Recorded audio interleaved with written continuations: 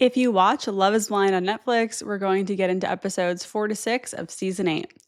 Welcome back to Dating Intentionally. I'm Talia, and normally I share no nonsense advice for navigating dating and relationships with confidence and ease, but I'm trying something different and getting into one of my favorite reality dating shows, which is Love is Blind on Netflix.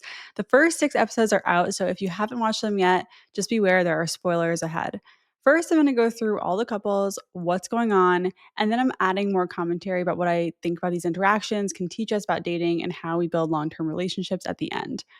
So today we're going to do episodes 4 to 6, and I'll link my video where I recap the first 3 episodes in the show notes just in case you missed that.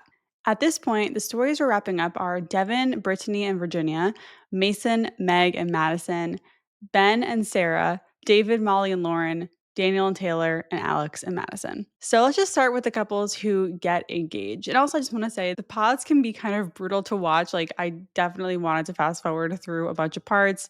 I definitely had a hard time focusing on certain parts because 6 episodes in the pods is just way too much. Like, there should have been 4, but I totally understand why they did this because there are love triangles to kind of filter through, but like, man, some of it got really repetitive. This isn't my favorite season of the show, but I also was still enjoying it. I mean, it's solid and it always gets better, right? Okay, so let's start with Devin, Brittany, and Virginia. So, over the course of these 3 episodes, we see Brittany reveal that she is bisexual and she's been with women before. She's been in a relationship with women before. And she realized about herself that she is not romantically interested in women, even though she's bisexual, which I relate to as someone in the same boat as that. I mean, I ended up with a man and I'm bisexual woman. I don't think she did a very good job of explaining where she was at with her sexuality at that point in time. But I also felt for her because Devin, the man she was talking to, just wasn't very receptive or open.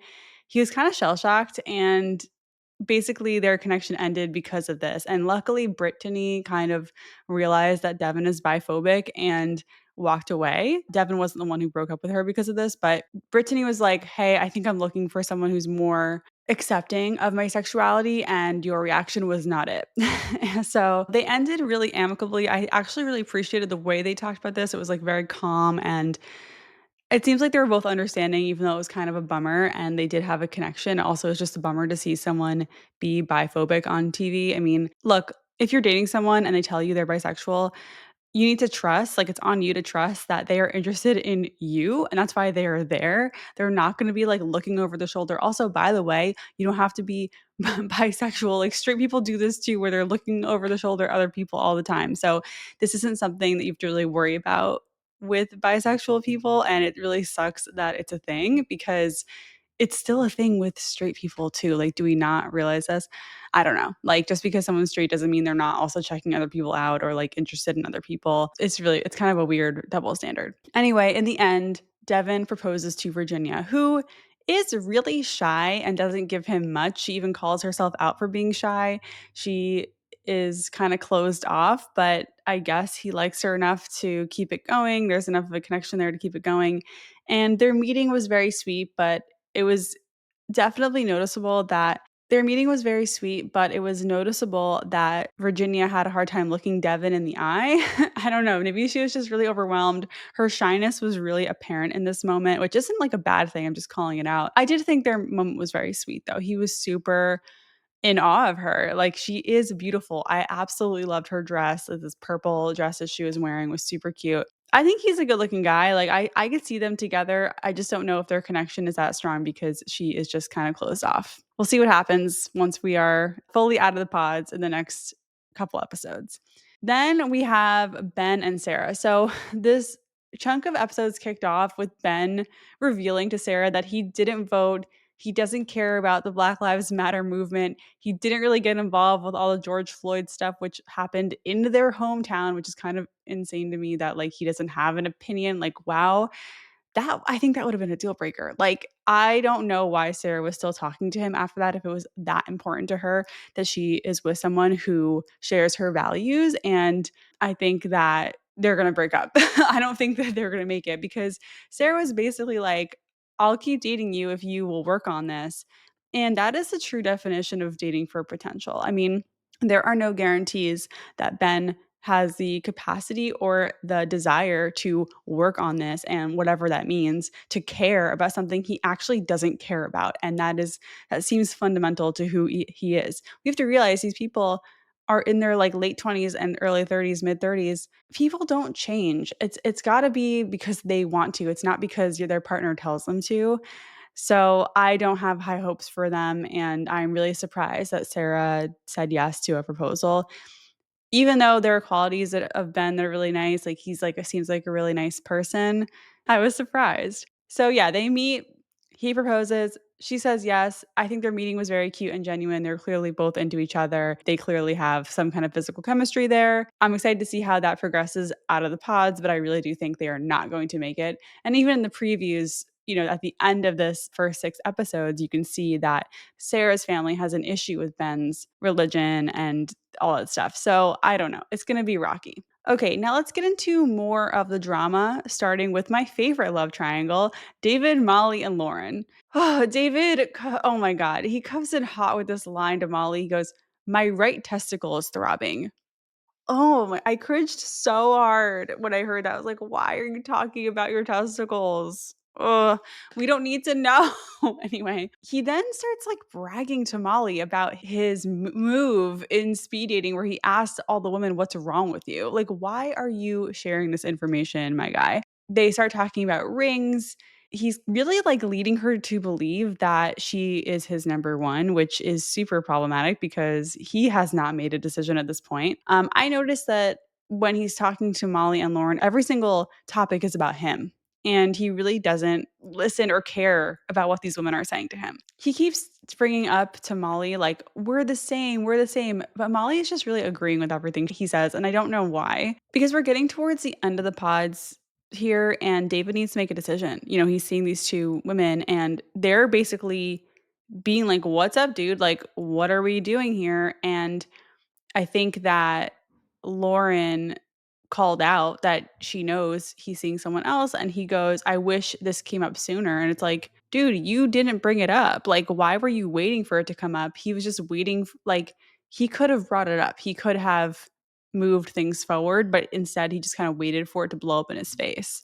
If I were Molly or Lauren, which I wouldn't because I would never even pursue a guy like David, I would have been comparing notes in the women's lounge, and I would have marched in there with the other person and broken up with them at the same time. Like, we know what you're up to. We know you're telling us both the same things.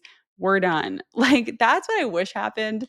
Instead, what happened is that David basically told Molly he was going to break up with Lauren. Then Lauren came back from the date. They were clearly not broken up. Then Molly goes in there and was like, "Hey, what the hell? I thought you were going to break up with this other girl you're seeing." And David was like, "Actually, I don't think you're my number one." Except that he didn't really say that. Molly had to basically break up with herself.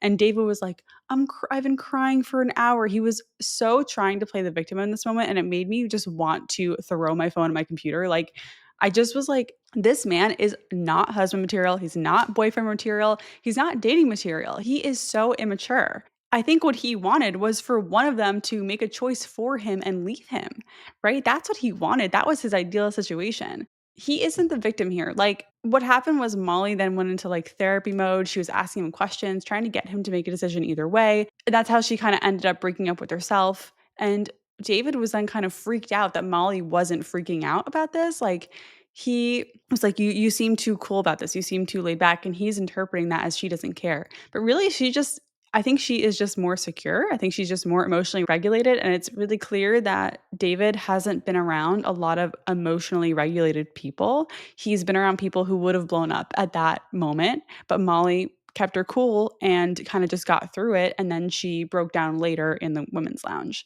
I don't know why Molly liked him, but I'm proud of her for just kind of gracefully walking away and being like, "Hey, you made your decision. It's not me. See ya." And then she and Lauren have a cry. Lauren goes back in the room with David and she's in like fact checking mode. She's like, "You said this to Molly. What happened?" And I just feel like David's lying through his teeth. At some point, Lauren literally says, "I want you to pick me." And it's like, this is the definition of being a pick me girl, which is not something I talk about a lot on my podcast. I don't talk about like pick me's, but she is one because she literally said it. It just made me cringe so hard that Lauren is basically begging or guilt tripping David into choosing her when David is just such a piece of shit. Like, girl, you deserve better. Anyway, Lauren and David eventually meet. He proposes. I did not like their meeting at all. Like, he didn't even comment on her looks. One of the first things he said is like, "Why do you think about how I look?" Which is just like, no.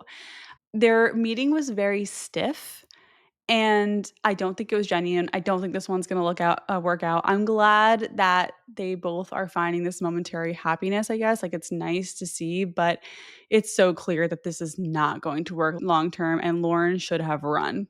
Okay, let's move on to the other love triangle: Mason, Meg, Madison, and I guess Alex. It's kind of a love square. We were left off with Mason telling Madison that he was committed to her, and Meg being like, "Well, I don't wanna be the second choice," because Meg also knew that Madison was on the fence about him. And, Madison really drove me nuts in this chunk of episodes. I mean, the fact that she brought up that her favorite food is cream pies, oh my god, I wanted to vom. Mason was, like, writing that down, and then Madison, for some reason, is, like, very much trying to turn up the sex talk, and which is so confusing to me because she doesn't like him, like, she doesn't wanna be with him. She knows at this point that she wants to be with Alex. I'm not really sure why she is flirting with Mason so much, trying to get the validation and reassurance from him. It's really sad to watch. Mason veers the conversation away from the sex talk, and Madison keeps trying to go there. And he's like, doesn't want to do that. They talk about cologne. They're talking about their chemistry. I mean, if I was Madison, I would be trying to figure out if he's the one or not in this moment. But, she knows, I think that since she knows Meg is in the mix, she's also acting kind of like a pick me girl. She just wants Mason to pick her, even though she doesn't actually want him. And that is so screwed up. My other frustration is that Mason is not doing anything to make a decision either way. Like, he's also on the fence about these two women, and he's not doing anything to try and figure it out. I don't understand what his game plan was here. Like, why aren't these guys trying to figure it out? Then we switch over to Alex and Madison. Alex, he's very much on this like track to talking about the future. He's talking about what kind of house they want to have, and their yard, and like kind of just he's in dream mode with Madison, even though I don't think they're a good match at all. They're talking about being in love. Madison says she's never fallen in love before. Alex is like, that sucks for you. And then she basically straight up says that she's not into Mason, even though like what it seemed like earlier she was bringing up sex with him. So she's all over the place. And ultimately, in this date, Madison says she wants to be with Alex. And I think she just really picked the safe choice because he didn't have anyone else in the mix. Alex was only seeing Madison. And I wrote down in my notes, nothing about this feels remotely real. They do not have a love connection. I'm talking about Alex and Madison. So then, after they decide they're going to be boyfriend and girlfriend, whatever that means on the show, Madison reveals to Alex that the other guy was Mason because Alex was like, tell me who it is. And they're both pacing in the pods, which really was off putting to me, even though I think I would have been doing the same thing. And Alex is like, Mason's cool. I like him. Like, clearly they're bros. And clearly Alex is like, oh, yeah, like he's great. And Madison is now like, oh, no, I have to like break up with him. And then Alex is like, we'll deal with that later. And then Madison walks back into the women's lounge and is like, I have a boyfriend. And then Meg is also really happy because she knows that she wasn't just talking to Mason. And then Alex is kind of going back to the boys' lounge. And I was worried that Alex was going to somehow tell Mason before he had a chance to talk to Madison. But that is not what happened. So then we have Meg, who's worried that Mason will only choose her because that's the only choice that he has left. And so we'll get to that. But then first, Madison breaks up with Mason, which was pretty brutal. She kind of threatens him and says that he like screwed up and that he lost both women, like Meg and Madison. And yeah, this breakup scene was really weird. I mean, I was getting weird vibes throughout this whole breakup scene. But, she goes back to the women's lounge. She's like, yeah, we broke up. And then we see Mason and Meg. And Meg is skeptical. Mason kind of is like, you were my number one, which, God, this guy is all over the place. He tried to kind of save the moment by saying that he told Madison that she was his number one, then walked out of the pods and realized he was wrong and that actually Meg was his number one. And Mason says he regrets it. But Mason also understands that Meg's feelings and that she doesn't want to be the second choice. So they end up breaking up. And honestly, I was like, good for you, Meg, for walking away. Like she ended it. She was the one who chose not to move forward. Good for you for not settling for being someone's second choice. That's great. Mason apologizes. Meg forgives him and says, I just need something different. And she wants someone who is all in on her. I have a really good feeling these two are going to end up together after the like vacation portion of the show, and they're gonna like meet in the bar or whatever, and like they're gonna hook up or something. Like this is not over between Mason and Meg. In this show, both Molly and Meg kind of said the same thing. They were like, I know what I bring to the table, I'm out. And I do like hearing the women kind of say that they're not just getting into an engagement to get further in the show. They're actually making decisions that are real. Okay, so finally, just to wrap us up, we get to a scene with Alex and Madison, who are now together. They present each other with these gifts from their childhoods, and I'm wondering, like, do the contestants on Love Is Blind like show up with these gifts? Do they ship them in? Like, how did he get his grandma's book? Was he told to like bring sentimental items? It's weird. Alex asks, "What's something you wouldn't be able to deal with in a relationship?"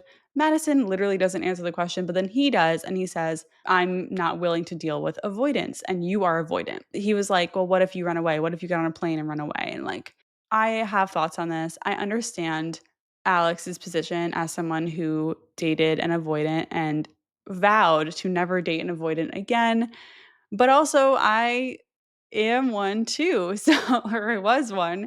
So it's like, it's hard because attachment styles exist on a spectrum. Like, it's not black and white. Someone can have avoidant tendencies and still be very far along on their healing journey and know how to mitigate that. But Madison definitely isn't that person. I mean, she has zero self awareness. So they end up getting into this fight because Madison tells Alex what happened with Mason, and she's just trying to get Alex to be on her side and to validate her emotions that she's upset because Mason said he was committed to her and then took it back kind of. And I don't know why Madison's so upset with this because she chose Alex, like not Mason. Like why did she even care that what Mason was figuring out on his own when she didn't even want him? It's very strange. It goes back to the pick me thing. It's like she just wanted these two guys to like her, maybe.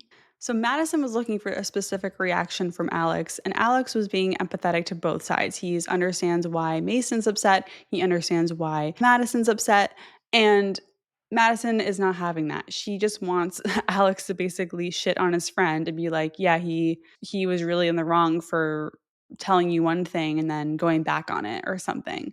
And Alex tries to kind of end the conversation and move on to something else, but Madison's like not having it. She picks it up again, and it's just this conflict. They really can't like she can't really accept his apology. She can't really accept his reaction. She needs him to react a certain way or it's over. I don't think Alex did the best job of validating her in this moment, but I don't think he did the worst job either. He did acknowledge her feelings. He did apologize for not acknowledging her feelings well enough, I guess, but she wouldn't forgive him. She wouldn't accept it. And I think it's really important when you are in these things to let someone have their reaction and accept that reaction because that is not in your control. They don't owe you a specific reaction necessarily.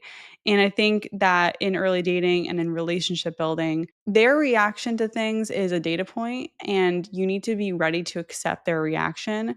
Even if it doesn't sit well with you, you're not in control of it. Like she was trying to manipulate a certain reaction out of him instead of authentically connecting with him in that moment and understanding that he had a different reaction than what she expected. And that doesn't necessarily make him wrong. As a partner, he did validate her experience and her emotions, and he's still entitled to have a reaction that she doesn't really agree with.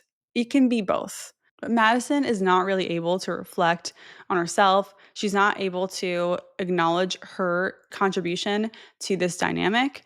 She just is pointing fingers at everyone else, which really sucks to see. Anyway, this relationship ends here because Alex doesn't have the reassurance that Madison is able to communicate and work through her avoidance, which good for you, Alex, for walking away. Madison's clearly toxic and not a great match for you. And I'm sure they're going to meet eventually, but I'm glad this one ended. And then we had like the Miley Cyrus Wrecking Ball song come on, and that was so perfect. Like Madison is literally a wrecking ball. So yeah, it's kind of nuts that Netflix spent so much time on this love triangle or this love square that ended in zero engagements.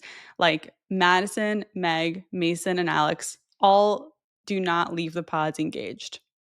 Wild. Okay, so now we have Daniel and Taylor, and they're part of this big reveal at the end. I am not going to get too much into this moment, but basically, we learned they're both obsessed with Christmas. They talk about their insecurities, which I actually really did like, and they end up getting engaged. I wrote down that Taylor's dress looked like a green velvet curtain, like a drape. I don't know. There was something very curtainy about her dress. And when they were getting ready to meet each other, they were talking about how their moms have the same middle name. And I'm just like yelling in my head, like, just because your moms have the same middle name doesn't mean anything. It's just a coincidence. It doesn't mean that you're meant to be or anything like that. Ugh. So they meet and then they shake hands, which is like so awkward.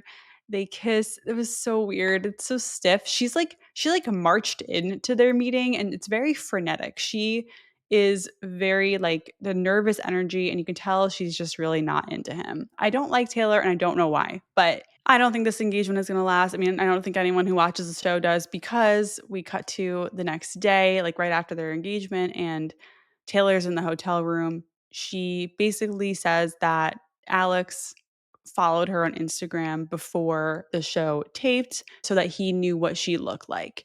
And she said that her profile is private. She has a couple details in her bio about what she does and that she likes tacos or something. And that she remembered him from his little profile picture of him in front of a Christmas tree or something. And like, she is freaked out because apparently, in her mind, he knew what she looked like this whole time. Then they meet and they have this kind of confrontation about it. And I'm over here like, okay, where are the receipts? Like, can the producers just like check the phones? Like, why aren't we just confirming these details? Apparently, like, he may have followed and unfollowed her. And I think that Taylor is doing this because she just doesn't like how Daniel looks and she's trying to find an out because I think it's unrealistic. And I don't know how the producers deal with this, but it's like unrealistic to believe that none of the contestants have ever crossed paths anywhere online or in person. Like we also had, Virginia and Devin went to the same high school. It's very possible they have crossed paths in real life without knowing, who each other were and stuff. Also, just like with dating apps, it's very possible that all these people have at least seen each other in passing on dating apps in my mind. I mean, I think Minneapolis isn't necessarily the biggest city in the country. I don't know. I think Taylor is overreacting because also, like, if Alex had seen her Instagram, it would have just been like her profile picture because her Instagram's private, which isn't that much information. I mean, I don't think Daniel was like manipulating the situation. If he knew she was into tacos and that she was a nurse, how could he use that little information to manipulate her into liking him? I don't know like what Taylor really thought was going on here, but I really think she was overreacting and I think she's just trying to find an out. And it's like it's very possible he followed her and unfollowed her. I think that's kind of normal. They have mutual contacts apparently, and I think that can happen. I don't really understand why it would be such a huge deal, and I feel like it's hard for the producers to control that. It's not like the cast list was out at that point anyway, right? Like I don't know. I'd love to hear what you think. If you have any comments about this situation with the whole Taylor Daniel Instagram thing, let me know in the comments because I want to hear your take. So, in terms of just what I think about this show or this chunk of episodes is teaching us about dating right now, is it's really hard to figure out how to move forward with one person when you have two really strong connections. And we saw this with David and we saw this with Madison. Obviously, David is like a big player, Madison's kind of toxic, but I get asked a lot. It's like, what happens when you meet two people who you really like and who you really hit it off with? What do you do? How do you navigate that? And the answer is you need to focus on what you need in a partner and in a relationship. And you need to measure each person against that. That's why I have a course on this. That's why I talk about your needs so much on this podcast because the connection alone isn't going to tell you. Like, if you have two strong connections, who you have a stronger connection with isn't necessarily who you should choose. It is the person who fits what you need emotionally and in your lifestyle to have a long term relationship that you're actually happy in, which is something you deserve. Also, if both choices in your mind are so great, then you can't really make the wrong choice. It sounds like you have a great choice either way. So I think That's important to keep in mind when you are in this situation, which does happen in real life sometimes. But luckily, when it does happen, they're not all talking to each other behind your back, like they are in the show. And look, all this makes for good TV. Like when it comes to the whole Mason, Meg, and Madison thing, I don't think that I don't know if she was in the right or wrong for telling Meg what Mason said to her, because in my mind, Mason never really had a number one choice. I don't even think he even knew what his number one choice was. But I guess if he didn't know, then it wasn't Meg and it wasn't Madison. I don't know. I don't know if it was the right thing to do, but it certainly makes for good TV. So out of all these couples that we talked about today, I don't think really any of them are going to last.